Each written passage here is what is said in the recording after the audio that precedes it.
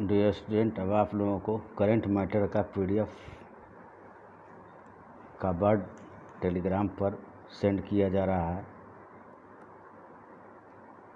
इसे अच्छी तरह प्रैक्टिस कर लिखेंगे और एक मैटर करंट मैटर को कम से कम 2 दिन ज़रूर अभ्यास कीजिए। धन्यवाद। अब आप लोग रेडी रहेंगे। स्टार्ट।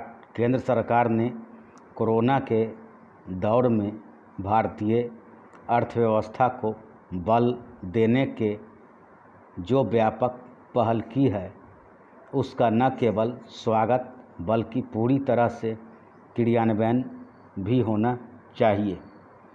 प्रधानमंत्री ने मंगलवार को अपने उद्बोधन में लॉकडाउन बढ़ाने और साथ ही देश को नया संकल्प देने का जो प्रयास किया था, उसी की रोशनी में वित्त मंत्री निर्मला सीतारमण की आर्थिक घोषणाओं को देखना चाहिए। कोरोना के समय देश को आत्मनिर्भर बनाने की 20 लाख करोड़ रुपए की पहल एक तरह से देश का ध्यान कोरोना से हटाकर एक बड़े आर्थिक सपने की ओर लगाना भी है। युवाओं के देश भारत की ओर पूरी दुनिया देख रही है। यहाँ उत्पादन का बढ़ना जरूरी है। भारत के पास श्रम शक्ति है। इसे यदि उत्पादक कार्यों में नहीं लगाया जाएगा तो हम न केवल अपने लिए समस्या बनेंगे बल्कि विश्व के लिए भी चिंता का कारण बनते जाएंगे। बुधवार को वित्त मंत्री द्वारा की गई घोषणा में आत्मनिर्भरता शब्द पर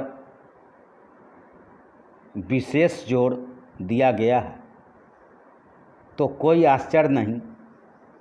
विशेष रूप से छोटे, सूक्ष्म, लघु व मध्यम लघु उद्यमों को जिस तरह से समर्थन देने की कोशिश हुई है, उससे निश्चित ही अर्थव्यवस्था को बल मिलेगा। वित्त मंत्री ने यह भी बताया कि 20 लाख करोड़ की राहत पैकेज का इस्तेमाल किन किन क्षेत्रों में किया जाएगा और किसको कितनी राशि दी जाएगी। उद्यमों को अलग अलग तरह से सहयोग देने का सरकार का इरादा उचित है। पहले चरण की घोषणाओं के बाद आने वाले दिनों में और स्पष्ट होगा कि पैकेज राशि कहाँ कितनी खर्च की जाएगी। निगरानी और ईमानदारी की ज़रूरत और बढ़ गई है। यह इसलिए ही ज़रूरी है ताकि लॉकडाउन के कारण बेरोजगार हुए लोगों और विदेश से आए अपने लोगों को भी अर्थव्यवस्था में समायोजित किया जा सके। कई फैसले बहुत जोखिम भरे हैं, जैसे कम रेटिंग वाले NBFC को भी अब कर्ज मिलेगा।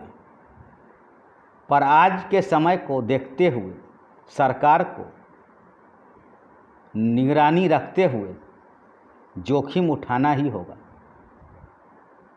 NBFC के लिए 30,000 करोड़ की स्कीम लाई जा रही है।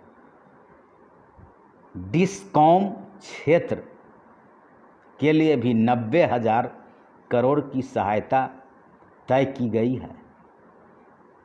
आंशिक ऋण गारंटी योजना के विस्तार की मांग को भी सरकार ने पूरा कर दिया है।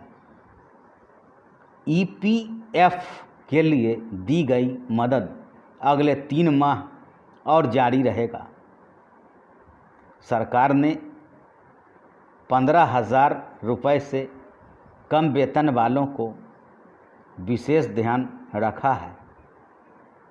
तो यह जरूरी भी है। यह हमारे देश का वह ज़रूरतमंद तबका है जो न केवल अर्थव्यवस्था की रीढ़ है, बल्कि उसे आज समर्थन की सबसे ज़्यादा ज़रूरत भी है। धन्यवाद।